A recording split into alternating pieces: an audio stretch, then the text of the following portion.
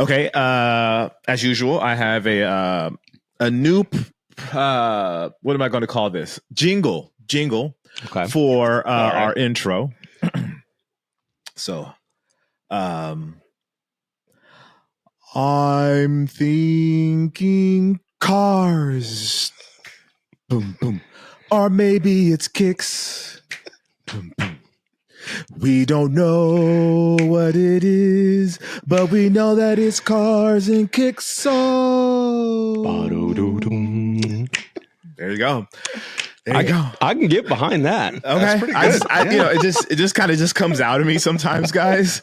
It just comes out, and I just get so. It's just. It was a little Broadway musical meets like jazz meets like noir. Like, dude, that was deep. It's like a spiritual experience for me, honestly. It just kind of I saw your spirit out. floating. Above Did you? Did you? I did. Yeah, it was like I wasn't here. It was just like my singing voice was just like it's my time now, and just came out. Yeah. So yeah.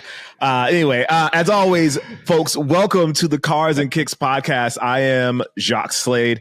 I do this show with two people who know a lot more than me. I'm really just here for because they needed a cute face and a great singing voice. So that's the only reason I'm here. But I'll let the other two guys introduce themselves. Go ahead, Nick. I'm still simmering, with that beautiful, magical that intro. I get it. My name's Nick Engvall. I am one of the guys here talking about cars and kicks. I mean, I kind of straddle both sides of this world that we're trying to combine with this show, and we got an awesome episode today to talk about some serious news. Yeah. But Eric, tell them about yourself.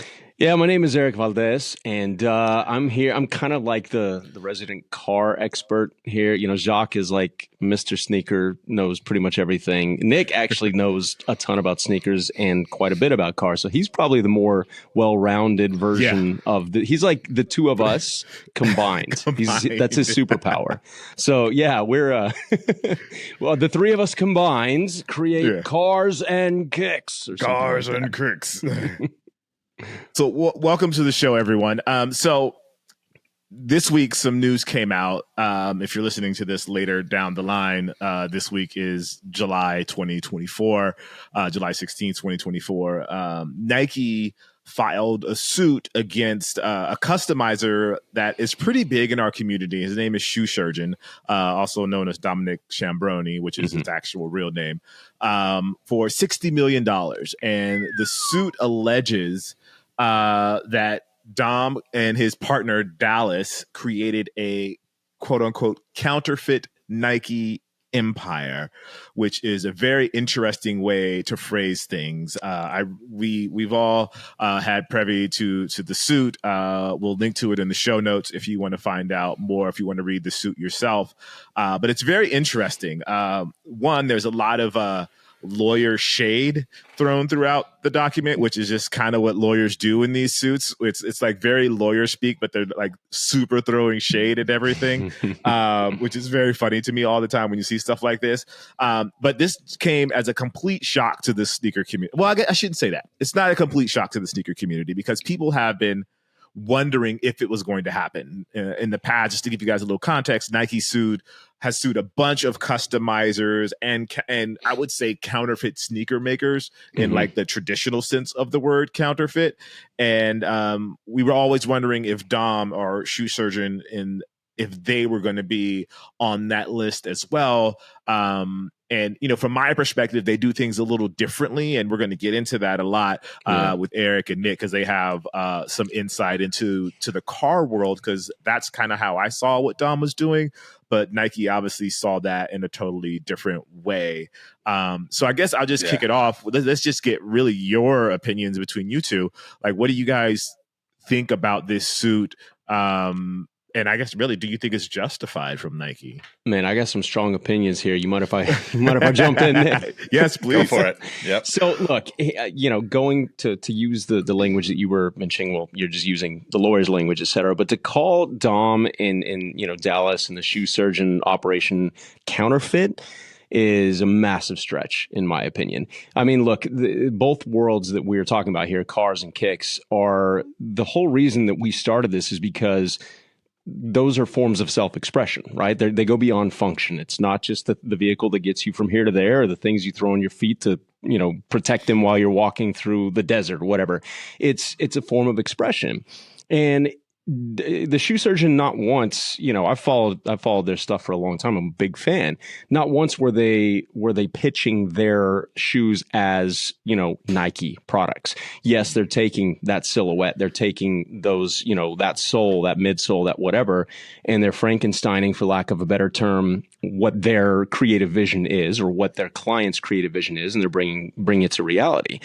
I think that's art, in my opinion. That's not a counterfeiting, operation. Yeah, you've got, in the past, some of these suits were legit, when you've got people who are making, 99% replicas of factory sneakers, or sneaking the same sneaker out of the factories and selling it on the open market as a replica, a Nike replica, same badging, same everything, same logos. That's a different story, because you're not trying to change anything to make it different. You're just trying to profit off of somebody else's hard work and design. So those are justified. In this case, I completely think it's a bunch of BS. And I don't know, in a weird way, the way the world works these days, I feel like it might just be a publicity stunt. And I feel like at some point, this will get settled, and for an undisclosed amount, which will probably be next to nothing, and both parties will come out with a little bit more buzz behind them. That's my take. Yeah, I would 100% agree. I think that it's a complete, it's just ridiculous, in my opinion. I get that Nike has to protect their IP and do what they have to do from a lawyer perspective. But I think that the best way to put it, I've seen many people say this, and I've even said it over the last couple of years, it feels, if you've paid attention to the news, and to add some context to where this kind of comes from the Nike side, Nike's seen like their biggest fall off in the history of the company in the last couple of months. And I would argue that that's been about an 18-month period where it's been rough for Nike it's not been rough for Nike in terms of business, but it's been rough for what Nike expects from their own business. Mm-hmm. And I think that is probably the context that you need to take with this. And, a lot of people have said, when Nike sees numbers go down, they start suing people. And, the other piece to this is that people really need to know, if you're not familiar with Dom and the shoe surgeons, say it 3 times fast. Business, right? Yeah, lost it there. If you're not familiar with his work, Frankensteining is the best word, but this is like next level luxurious Frankensteining. And he's done this with Nike. Nike has hired him many times to create products for him. That's the crazy part about this. Yeah. And beyond that, he has partnerships with Gucci, and I can't even remember all of them, but it's countless, right? Like I would say that if you're our age or older, you probably know who Dapper Dan is. He used to create, Louis Vuitton, Gucci, all the luxury brand custom Air Force Ones and leather jackets. He is probably the closest person that I could think of to kind of say that Dom is like this generation's Dapper Dan. Like he's just taken it next level, and he does things that are incredible and incredibly outside the norm for what goes on to a pair of sneakers. Right. And he does so much more than sneakers, but he also has a studio that I think Jacques has seen that probably can talk a little bit more to. But the last point I'll make about the Dapper Dan connection is Dapper Dan is this, creative dude from Harlem that essentially was like, I'm going to make my own, Air Force Ones customized out of Gucci materials. Yeah. And he did that for decades. And in the last handful of years, I don't know when it was, last 4 or 5 years, he actually came back around and did a collaboration directly with Gucci and was celebrated for what he contributed to the culture. Yeah. And I think, to Erik's point, we probably will see this fall out to something where we don't know the numbers. And if Nike's not celebrating what Dom has done over the last few years, I hope that every brand on the planet says, here's a bag, go do what you do and make the cool shit that you make. And let's celebrate what you've done, because he's bringing people into the footwear industry to create footwear in ways that we cannot fathom. And no school or no brand is going to be able to do on their own. And that's the most frustrating part for me. I get a little amped up about it because I'm like, yo, you're ruining this funnel of creativity and passion that is lacking in the sneaker world on the brand side right now. I mean, not to be cliche about it, but Nike, in my opinion, is like shooting themselves in the foot here. And the reason behind that is like, look, your average kid off, a high school kid, junior high kid off the streets, whatever, cannot afford a $10,000 pair of Python Jordan 1s, right? But if Dom does something that catches these kids' eyes and some athlete or some artist or some, actor or rapper or whatever is wearing them, and that brings these kids deeper into the sneaker culture, and they're like, okay, I can't get a pair of the black and yellow Python Wu-Tang 1s, but Nike's releasing a black and yellow pair of 1s next week, and I can get those for $190, whatever the case may be. Seems to me like Nike might be benefiting off of Dom in a weird, twisted way, and that's where I have an issue with this, and why I think the bulk of this is probably a publicity stunt to your point, Nick, to kind of help get them out of whatever this rut is that they're in, and it's just a shame that it has to go down this way. Yeah. One last point before I give it to you, Jacques. Nike partnered with the shoe surgeon to create the custom shoes that were given to LeBron for his record-breaking points moment, 2-3 years ago. Yeah. Like, that is the pinnacle of your pinnacle athlete that you chose to partner with Dom and Surgeon Industries, whatever his business is called, to celebrate this moment together just a couple of years ago. Yeah. Like, that is like how high level the partnership is, like that's not an easy task to get done behind the scenes at Nike. So yeah. I think there's a huge disconnect between the legal team and the creative teams at Nike. Yeah. So I had a chance to talk with a representative from Nike yesterday a little bit about this. And first, I just want to read the statement that they put out. Our goal is to make sure consumers are not misled and have access to authentic Nike Inc. products that are authorized and created according to our high standards with the performance benefits they expect. It is unfortunate that after many attempts to resolve this matter privately, we've had to take legal action against the shoe surgeon for counterfeiting, mass customization, and trademark infringement. In order to safeguard our brand and IP and align with Nike's commitment to protect consumers from counterfeit Nike products, we are left with no choice but to seek a legal solution to address how the shoe surgeon is constructing counterfeit Nike footwear from scratch and selling it as officially branded product. Further, the shoe surgeon is teaching others to create counterfeit Nike sneakers. These activities are illegal and deceive consumers and create confusion in the marketplace around source, authenticity, and quality of Nike products. We value our relationship with Shoe Surgeon and do not have any issue with the limited one-of-one customizations he's been doing for us or his clients when allowed under Nike-sponsored athletes' contracts. In fact, we value opportunities for our athletes, consumers, and partners to express themselves through their own style and creativity. There's a couple of things in there that hop out, that just really pop out to me. One is Shoe Surgeon is constructing counterfeit Nike footwear from scratch and selling it as officially branded product, teaching others to create Nike sneakers. And then after all of that, we value our relationship and do not have any issues with his limited one-of-one customizations he's been doing for us or his clients when allowed under Nike-sponsored athlete contracts. We value our athletes, consumers, and partners to express themselves through their own style and creativity. So, unpack that for us, Jacques. Yeah. So the thing that sticks out to me is creating counterfeit Nike sneakers. Now, from my personal experience with Dom and the shoe surgeon, or Dom, aka Suso, I'm just going to call him Dom for the rest of this episode, so we're not going back and forth.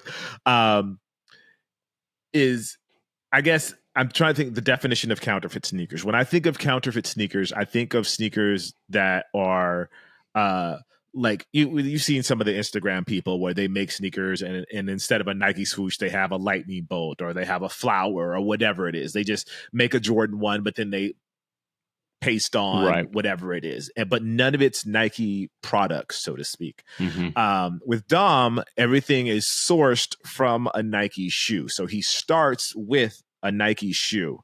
He deconstructs the Nike shoe, keeps the sole of the Nike shoe, and then rebuilds it with the materials that either the person uses or whatever it is that they've imagined the shoes should look like. So to me, that isn't a counterfeit sneaker, and maybe legally it is. But that's and I take issue with that there, just because I know he's using a Nike product. He bought a Nike product, and they just reconstructed it, which I believe we are allowed to do as consumers. Mm-hmm. Now, Dom, on his website, it specifically says, we are selling you a service. We're not selling you a shoe. Right. We're selling you a service to do this. And a sourcing fee is included in the fee for the shoes, for them to source the shoes. So I feel like if things are as I understand them, I don't know how far Nike is going to be able to go with that counterfeit Nike sneakers and selling them as Nike sneakers. The other thing is teaching people how to make Nike sneakers. Again, the same process happening. I took one of Dom's classes, and they specifically ask you for your size before you go to the class. And when you show up to the class, you have the Nike shoe on your desk, and they teach you how to take the shoe apart and how to rebuild the shoe to make your own version of that shoe. So again, the words making it from scratch, I guess technically, you are rebuilding it from scratch in a sense, but you're not making a shoe from scratch. You're not making the outsole. The technology is still there. The Zoom airbag or the or the airbag is still there. So it just, I think they're being very they're playing with words in a way. I think, and again, this is what I was speaking to earlier of the shade kind of from the lawyer side, where they try to get it in. Now, this makes me think of, I don't know, I'm limited in my car world experience, but when like this first popped up, I text Nick right away and was like, yo, what's the name of the company that makes the Porsches? And he was like, oh, Singer. And I was like, yeah, like, I feel like that's the same thing that Dom's doing, like Singer. Mm-hmm. And so for our audience that's listening that don't necessarily know what Singer is, either Nick or Eric, can you guys really like describe what Singer is? And Eric, you mentioned like Singer's been going through some issues as well. Yeah, like maybe you can speak to those as well. They got sued by Porsche relatively recently, and so it was a similar situation. They've since settled as of a couple of months ago, and undisclosed terms, etc. But I was lucky enough to spend quite a bit of time with the guys at Singer a few years ago when I used to live back in LA. There was a point in time where I was going to help with their not really R&D, but more like QC. Like when a car was built, they had like, I think Marino Franchitti and Chris Harris and a couple of other guys that were taking the, not really prototypes, but the cars that were finished and going out and road testing them and being like, hey, let's tweak this, let's do that. And there was a point in time where I was going to get to be involved in some of that just due to my past racing history and everything that. Never came to be, unfortunately, but I get to see their facility. I got to see their process. I got to see what they were doing, and it is extremely similar to what Dom is doing. And here's where I take issue with all the lawyer semantics and stuff that you just mentioned. The shoe in this case is purchased, right? Either Dom and the shoe surgeon purchase it, or somebody brings their shoe to him. So at that point, it's Nike's gotten their piece of it. Right? They don't market a sneaker to then be sold and resold and resold and profit off of that every time it gets changed or modified. That's not the business model. So once they've made their profit on the sneaker itself, how are they going to control who does what to it? If Dom was selling it as a shoe surgeon X Nike product every single time, then I can understand where you're starting to infringe on their IP and leverage their name and all these other things. But that's not the case. It's a modification service. That is what Singer was doing with Porsche. Yes, they had to. There will be something that Dom, the shoe surgeon group, have to do, maybe verbally or with the writing on their website or whatever, to just change things, which really will not make a difference to 99% of people. It's just the legal stuff.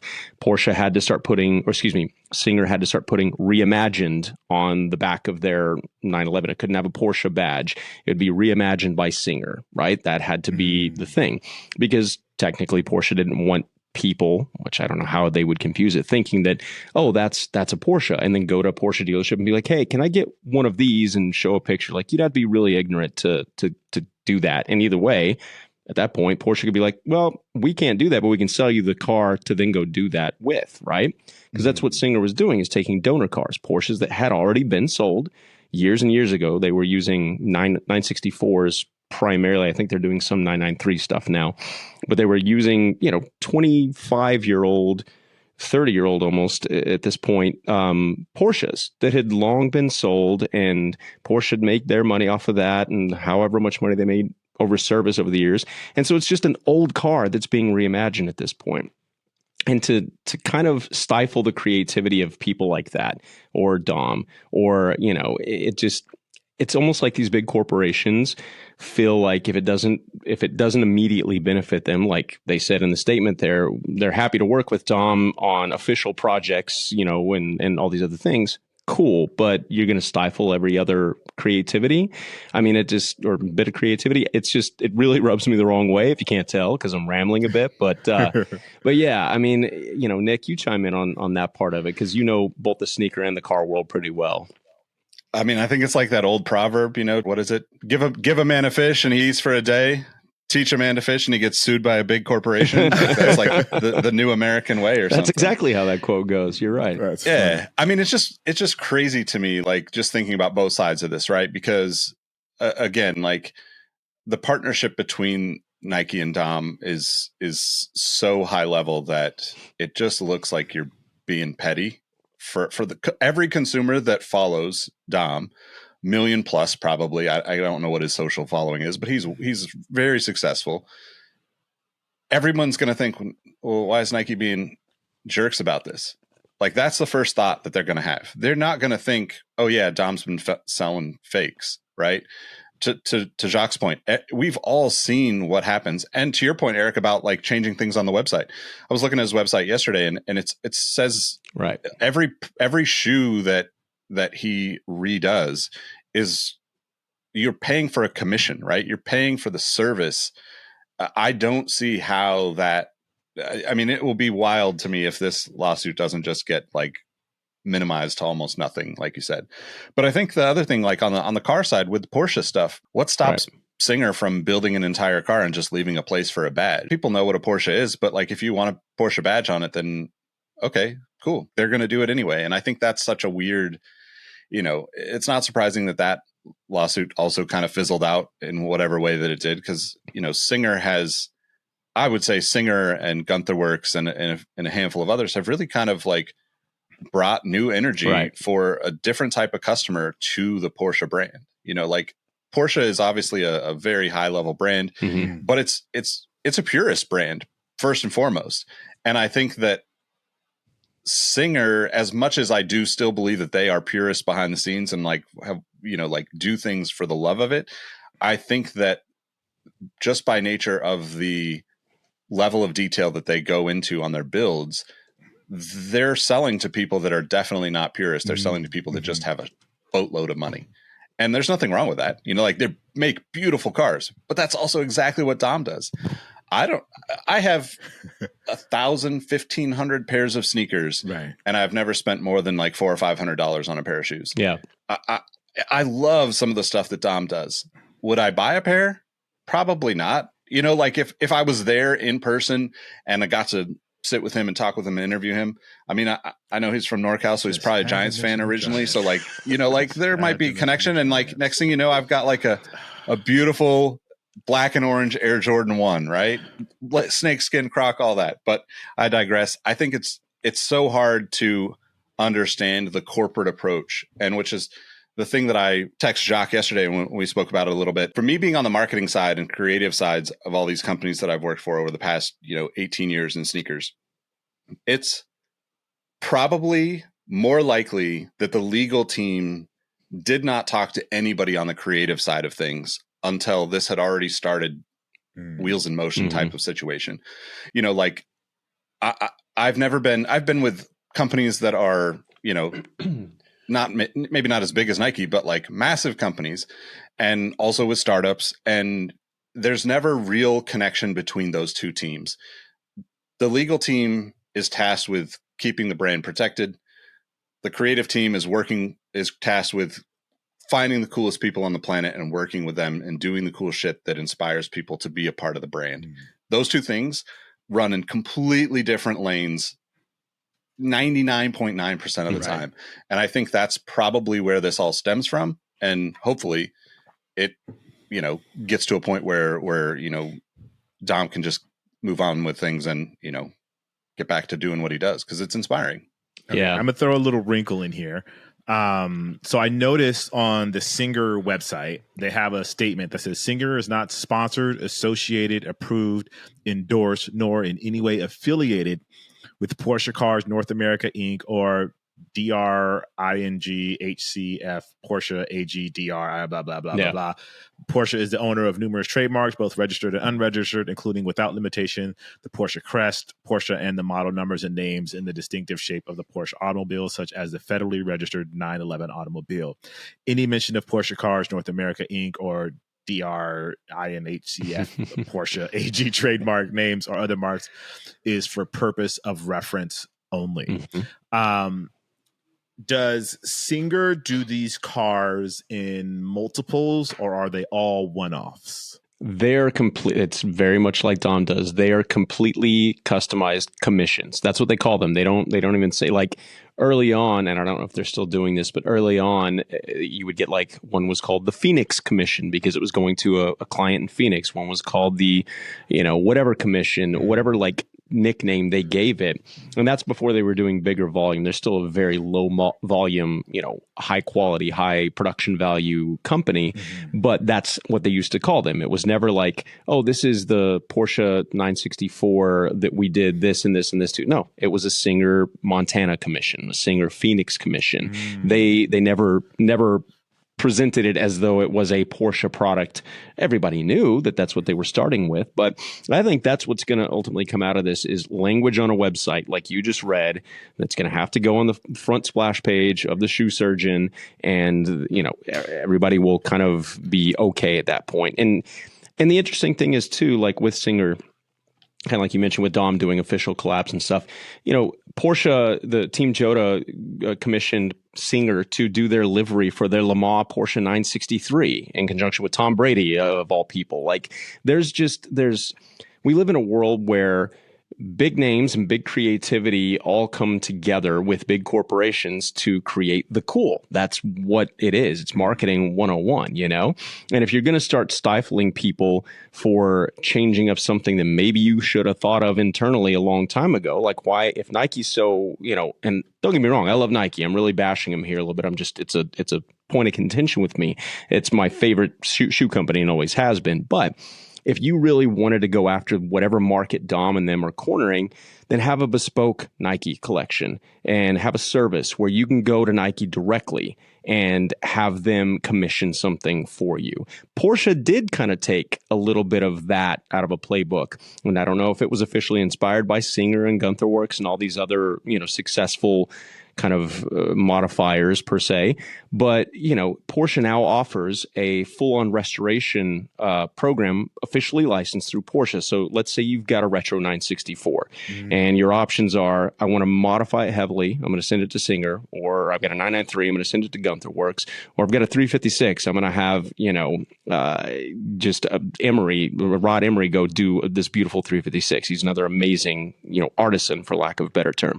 Or you can go to Porsche and have them nut and bolt restore the car completely original to how it was 30 years ago. And then you have an official licensed Porsche product. So it really is up to the consumer. Like, what is your flavor, right? And so if Nike wants to offer something like that, go ahead. Why not? It's not, nobody's stopping them from doing that, but why stifle other people's creativity for anything other than a headline, really? Interesting. So when on my call with Nike yesterday, one of the things that was mentioned is that the biggest issue that they have with Dom is the multiples. Okay. So Dom will do a customization and make more than one, according to the suit. He'll make more than one and sell those on his website. And that seems to be where the mass counterfeit statement is coming from. which is an interesting sort of wrinkle in the conversation. But at the same time, it's, even if it is mass, quote unquote. Yeah, what is the legal number for mass? I guess 5 mass pairs, is 10 pairs? Yeah, maybe 5. Yeah. I assume 5 means mass at a minimum. They're still made from sourced Nike product.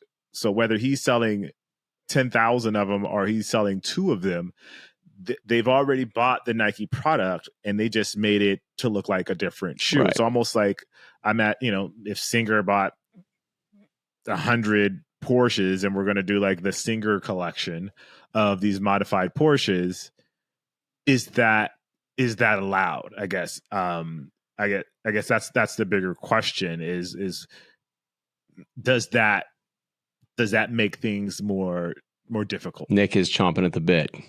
Go, buddy. I mean, I think this is just like a very nitpicky, nuanced situation, right? Like, we're talking a lot about Singers, but on the other side of the Porsche world, you have RWB, like Rawelt Begriff, is like a company that makes these beautiful, insane, wide body Porsches. It's one guy that builds them. And to Eric's point about the naming for the early Singers, they build them, or he builds them, I should say. And, it's named after where it came from or the color. He chooses the name for the car when it's finished. Mm-hmm. And I think that if you were a customer that wanted if Eric had just bought a Singer or an RWB and I wanted the same car, I could tell him I want the exact same car. Mm-hmm. And like, he'll probably do something slightly different. Singer would probably do something slightly different. And like, they would call it something different, but basically you're seeing what you can get. Mm-hmm. And it's almost as if like the distinguishing factor between what Dom does, to your point, is like, what is mass? 5. So if he does 5 of the same shoes and offers it in different sizes, then he's problematic. But if he does 1 shoe every day for the same person and only puts up 1 shoe every day, does that make it okay? Like, it just seems so ridiculous to like put people through these types of situations. But Eric made a good point about like the energy and that like people want to get involved with these situations from a marketing side because it creates tons of buzz. When I was at StockX a handful of years back, we were able to work with Nike directly as a resale platform, which at the time was not very, this is the height of the Yeezy craze. This is the height of resale becoming a very mainstream thing. I still question what StockX brought to the market. Being a part of that from such an early stage, employee number 9, and also working as a contractor before that, it's kind of like, okay, this is going to create a platform that absolutely makes it easier for people to get into the buying and selling of sneakers, because there wasn't a great place to do that. If you went to eBay at that time, I don't think many people trusted their authentication process. So, there is a lot of gray area there. Yeah. But we got so much traction out of the gate building that platform, and we got so much, respect from within the community of existing resellers. Like, this is something that's always going to happen. It's never going to go away. That Nike basically was like, somehow we were able to work out a deal where we created these like cool boxes out of the court from the championship year for the Cavaliers. There was 23 pairs. We got 23 pairs of the Air Zoom generation, the very first time a LeBron had retroed, 2017. Mm-hmm. Amazing. Like a truly bucket list opportunity for someone like myself that's worked in the sneaker business for so long. They also gave us 23 pairs of the, new LeBron that came out at that time. And we packaged them up in these like beautiful, some people, we did auctions, like we basically donated to charity. We created these like essentially like one of one replica rings. So you could get a championship ring if you bought the package. Well, I still have it. It's one of the things that I absolutely treasure, because you can buy like a replica ring that is like $50 off of eBay, but these are like as close to the player edition rings as you can get without spending thousands of dollars. Like I don't know what the cost of these were because I wasn't a part of that part of this project, but it created so much buzz. We got Kevin Nagandi to talk about it on ESPN. We got the New York Times to do a story on it, front page, like subtext on the front page, but like a big, open fold, like was a massive deal for the sneaker community, and to be a part of that and still like feel like you're kind of an outsider with Nike is very telling as to like the way a lot of these big corporations use people for their energy and then kind of push them aside, you know. And I don't want to roll anybody under the bus, but I know that you guys have been in situations where it's like, wow, that's kind of crazy. I would not expect to have gotten such a hard no on asking for such a simple introduction, connection, press release, whatever it is. It happens all the time. Yep. I think the other side of this that we should talk to, and maybe Erik, you can talk to this, but like that influencer creative energy is so desirable, but some companies like Ferrari, for instance, will go after these guys that do anything with their cars and basically try to shut down everything they do, which is even more insane to me than this lawsuit. But we should talk about it because I think it's relevant here. I mean, I think, and it happens a lot and has happened for a while. You know, the ones that come to mind are like the blacklisted celebrities, influencers, et cetera, from Ferrari. And, you know, like Justin Bieber was blacklisted because he had a 458, you know, at West Side, whatever it is, the West Coast Customs. And they did like a wide body with a matte blue wrap and all sorts of stuff. And Ferrari felt that was too far of a departure from their particular vehicle. And so they asked him not to do it. He had to convert it back, take the wrap off, convert it back to somewhat stock-ish or whatever. McLaren did it with Deadmau5. He had that was Ferrari as well. He called it the Ferrari instead of the Ferrari because it had this crazy like digital cat thing wrapped on it, and they sent a cease and desist. And Ferrari is a great example of that because they are probably more protective about their brand than any other company in the world. And I think a big part of that is not just because they're a car company, they're a bigger lifestyle company. Ferrari globally is known for their cars, and they make amazing cars. In my opinion, I named my son after their founder, Enzo. But they're a massive lifestyle brand, which is, you know, a whole other tangent here. But I think one of the things that makes Lewis Hamilton a great fit moving into Formula One in 2025 is he's much bigger than Formula One and motorsport. Like, he is a walking fashion icon. He's a musician. He's all these things that can take place and he can be an ambassador for off the track, but that's a whole other episode we'll talk about there. But, you know, I think, again, I'm looking at, ironically, this popped up right before we started, and I wanted to find a place to bring this in, and I feel like I can here. You know, these corporations, car companies or sneaker companies, again, it feels like they'll jump on board and get in bed with influencers, celebrities, et cetera, when it's cool and when it helps them. And then the moment they feel that the tide has turned, they're very quick to throw a lawsuit, et cetera. But I'm looking at an email that I got for the Luca 3 photo finish that dropped today. And in the background is, I'm guessing, one of Luca's cars, because he's a big car guy, is a black Buick Grand National, probably a GNX, it looks like. So it's like, okay, my question's here, and I don't know the answer to this, but like, Buick is now a defunct company, but General Motors still owns that IP, right? Did they get permission to photograph Luca in front of a black Grand National? Because there's no reference to what that car is there. They're not paying homage to this silhouette belongs to General Motors, blah, blah, blah, blah, blah. But we're going to look at that, and you're going to call it the photo finish, and you're going to incite speed with putting, you know, one of the fastest American cars of the 80s and one of the most iconic silhouettes of the 80s out there. Again, it feels a little like, okay, how's this going to benefit me? But, oh, that's not going to benefit me. So no, here you go, lawsuit. It doesn't sit right with me, you know? So that brings up something really interesting because now that I think about that,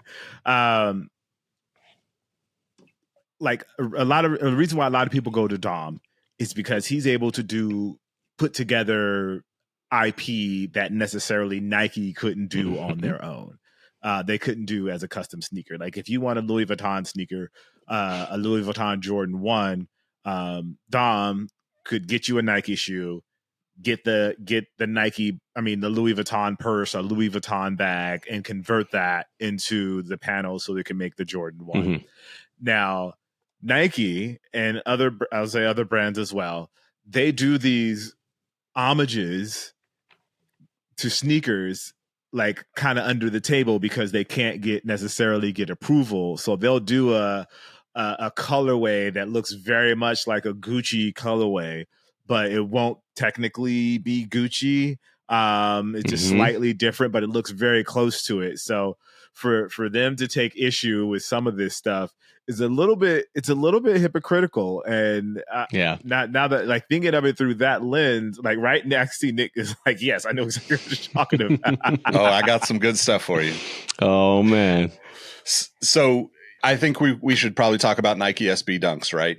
Like Heineken Dunks are not a Heineken collaboration. You know, like we could go through a list of hundreds of Dunks, and I love Jacques' favorite, the Oreos, right? Did they collaborate with Nabisco on that? I don't think they did. It's not.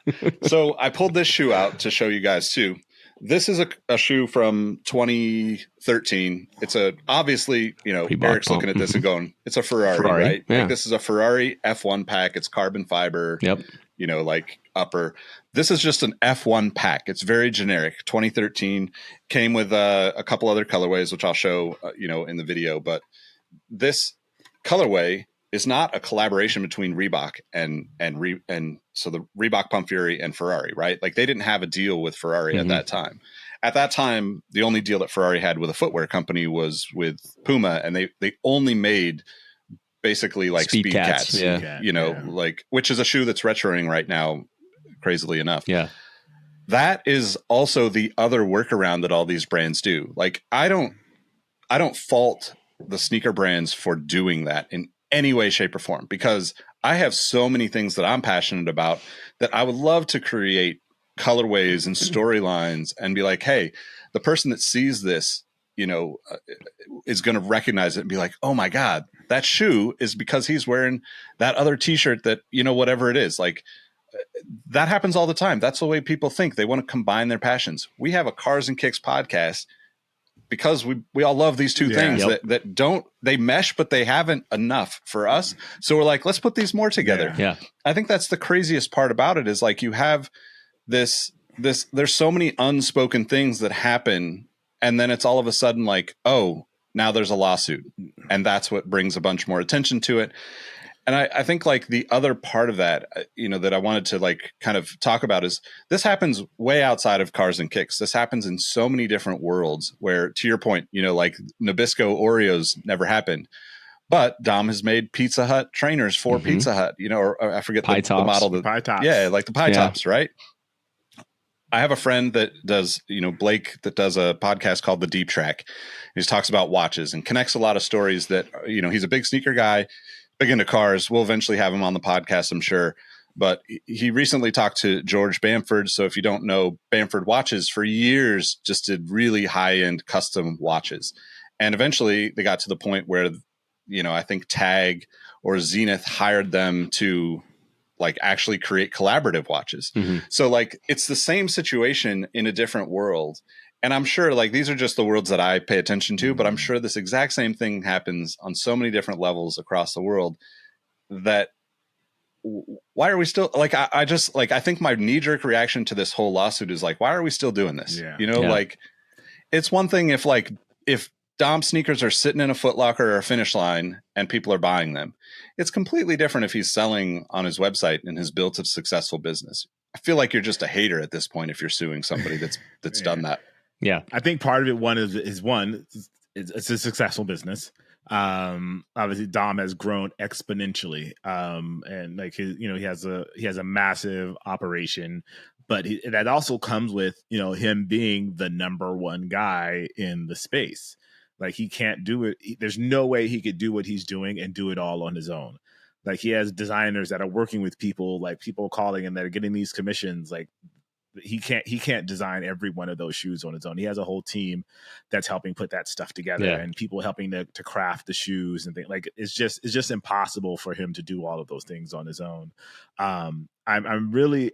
And, you know, and I guess we should also just to backtrack a little bit, like we're not against companies protecting their IP. You should for sure they should very much protect their brand and very much protect their company, their IP, their company intellectual property. And with there being like fakes in the market and being able to distinguish between a fake and a real shoe. I think the pricing difference with Dom definitely takes him out of that category. No one in their right mind.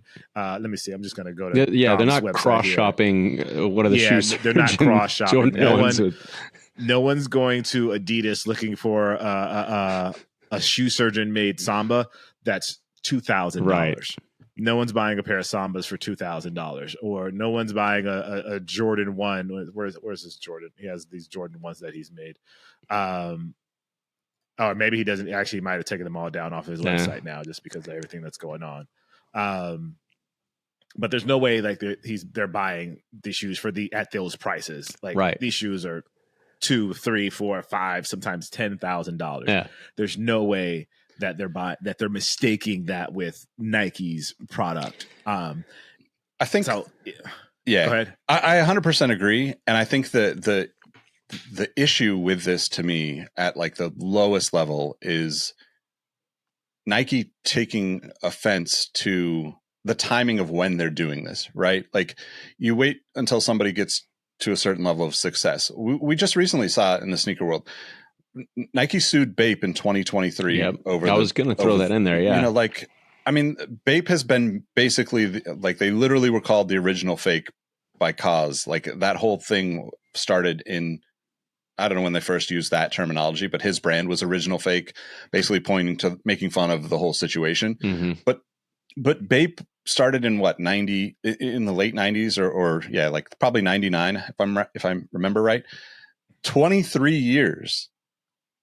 They made essentially fake Air Force Ones. Yeah. Almost, like exactly the way most of these Instagram customizers have done over the past few years, where it's just changed one thing on the sole and changed the swoosh into a different creation. They settled that like just a month or two ago. Mm-hmm. And obviously it's not a big deal for them. But like, why wait 23, 24 years to do that when Bape's been making these shoes and had moments of cultural moments that I think actually outdid Nike at many, many times. Huge. Yeah. I mean, wasn't it like, I mean, one of the ones that stands out, I think it was the Neptunes of Pharrell. They made those like almost household name at a certain point, where it used to just be kind of if you were a sneakerhead, you knew what Bapes and Bapestas were and everything like that. And then it just was everywhere. And, again, that's why I feel like a lot of this stuff is simply for the headlines, for the buzz, it's in a weird way, it's a relatively cheap form of getting a lot of press. And that's just speculation. I don't want us to get sued by Nike here for I get defamation I of whatever. But I wonder if I think with all the suits that are going on, I wonder if they had to file this suit kind of thing, where like they're suing all of these other people. They also have to kind of go after Dom as well. So that it doesn't feel like he's above the quote unquote above the law, so to speak. So they have to file this suit against him as well. And, things will settle out because everything else is kind of settled out. John Geiger's situation settled out. Cool Kai, all these other guys on Instagram, like guys that have done stuff. All those suits have kind of settled out. And Dom was like the one last remaining kind of piece to the puzzle, so to speak. I guess top of the pyramid, so to speak. And I feel like this was all building. This is kind of building up. It was like, all right, we got to sue Dom as well. Even if it never turns into anything, it's like they had to kind of come after him in order so that there's doesn't feel like there's any preferential treatment going on. So does this mean there's just a whataboutism with lawsuits where somebody gets sued and they say, what about that other guy that gets away with this? Is that why Nike's doing this? I think there is. I think that I'm not, I don't know behind the scenes, but I think there is. I think you feel like they have to, like, especially because of how high profile Dom is. Yeah. And especially the sort of, the kind of deals that he's doing deals with Bentley. You know what I mean? Like your average sneaker customizer dude isn't doing deals with Bentley. He's at such a high level that, I'm sure the lawyers felt like, okay, we can't no one can go unscathed. If we're going to go after some of these guys, we need to go after everybody. And Dom is part of that everybody, even if at the end of the day, he kind of escapes unscathed. And maybe he has to put, in addition to that, you're buying a service, he also has to have that Singer like reimagined whatever. Yeah. Reimagined resto. You know, it's almost like Dom's making resto mods, you know, in a sense. Yeah, it's true. With sneakers that he's buying. And so maybe it's like that same sort of thing. He has to really say, you know, make it clear on every single page. Cause like I was looking at the Singer website, like on for all their automotive stuff, like that disclaimer is at the bottom. Yeah. So maybe that's what the solution is. And, you know, the mass production is, maybe that's the stickler. Maybe it's like, all right, you have one, you can do it as an individual, but you can't do it as a quote unquote business. But stopping a business from selling a service is not something that I don't think you can necessarily do. Because if this was somebody customizing Louis Vuitton jackets that people brought in, there wouldn't be a problem with it, right. I don't think. Yeah. But I mean, it's, again, you can go down a rabbit hole. Like if I used to take Sharpies and change the color of the swoosh on my shoes and everything like that. Okay. So theoretically, if I started doing that and throwing them on Facebook Marketplace, am I now getting slapped with a lawsuit? Technically, maybe so. But at the end of the day, I purchased the shoe. That's what Nike's purpose is to design, to create, and then to sell their product. Once they've sold the product, if I'm going and saying, you know, I've done an official Nike collab, yeah, I'm getting sued. If I'm going and saying, hey, here's my take on this iconic silhouette, you know, why stifle my creativity? That's the way I look at it. But I wonder if this is, you know, this is a kind of a little bit of a tangent here. I wonder if brands are trying to approach this like how like a lot of tech companies and music companies approach like software and music, how you have a license to use it. But you don't own it. It's a very interesting take, and honestly, there's probably some validity to that. I hadn't really thought of that, but it's a great way of, at the end of the day, look, taking nothing away from Nike and everything like that. Like the shoe surgeon wouldn't exist without Nike's success of these other shoes and everything like that. So if they want to be like, hey, do your thing, we encourage it, but we're going to need you're going to have to license this. You're going to have to I mean, I had not thought of that, but that is a very interesting little anecdote there. I like that. I wonder if that could be an interesting way to do it. Like they have they grant licenses to customizers in a sense. Yeah. But I don't know. I feel like that's just going to get too messy. It's gonna handcuff the creative, and that's definitely not what you want. Like, oh, you can't combine us with X, Y, and Z, and that's not the intent. That's not why Dom exists, and that's not why Dom is revered in the way that he is, because you know, him being able to create whatever it is if he wants to make a Jordan 1 out of a velour couch material, like he can make it out of couch material. You better watch out. Ashley Furniture might sue him for that velour. The licensing is really interesting, but I don't see how we could go down that path as a humanity, because eventually, like, if that's the case, then like your YouTube videos, your content now becomes a part of that discussion, right? Because you're using the product in a very similar way. It's just that yours go on the shelf after you're done with it. You're not trying to resell them, but your income and so many people now comes from the creativity that they express with these products, right? Like whether it's YouTube or social or wherever. And I think like that's a beautiful thing, right? Like we know so many people that do exactly the stuff that Dom does. The creative output is eventually what gets them opportunities with these brands. And some of them are still designing shoes today, right? Like, you know, Jason Petrie, who does the Nike LeBron line and has for, 15 years now, was, you know, just a kid sending pictures into Soul Collector back in the day. And, you know, that's the kind of thing that you need, is that creativity. So it's kind of an interesting, like, path choice that these lawsuits kind of imply to young creatives. Like, do you go down the path of doing it on your own, or do you go down the path of like, oh, I'm going to go work for the company and design product within the company? And I think that's kind of disappointing for me in a lot of ways, because you know, like it's a tough path to go be a part of an infrastructure that, you know, even the best of them, Nike, as we've talked about many times and will for years, being the best, they get the best people because they're the best company. They have the best marketing they have for so many years. And every once in a while, somebody comes in and takes a little nick out of the armor and a little, you know, takes a little bit of the shine from them. But ultimately, these creative people want to work for Nike because it's the top dog, you know. And I think that's the struggle is like now you're kind of planting seeds that like if you don't come with us, then we may come after you for doing something with our products. For doing something. Yeah.